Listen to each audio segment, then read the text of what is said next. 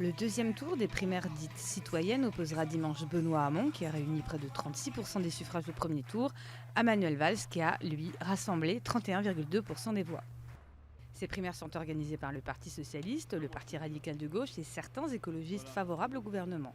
Ils sont réunis au sein de l'appellation Belle Alliance populaire. Déchiré par ces querelles internes, le PS joue gros dans cette primaire, d'autant que celle de la droite organisée fin novembre a été saluée unanimement comme un succès, avec 4 millions de votants. Dimanche, le PS devra tenter de faire oublier le cafouillage du premier tour sur la participation. Accusé d'avoir voulu dans un premier temps gonfler les chiffres, le PS a finalement annoncé qu'il y avait eu 1,6 million d'électeurs. Pour le deuxième tour, le parti compte sur 1,7 à 2 millions de votants. En 2011, près de 3 millions de personnes s'étaient déplacées dans les urnes au second tour. D'un point de vue pratique, pour voter, il faut être inscrit sur les listes électorales. Les mineurs de plus de 16 ans peuvent aussi voter s'ils sont adhérents à l'un des partis organisateurs. Les Français de l'étranger peuvent voter par Internet. Il n'y a pas de procuration possible. Il faut aussi signer la charte des valeurs de la gauche et des écologistes et verser 1 euro.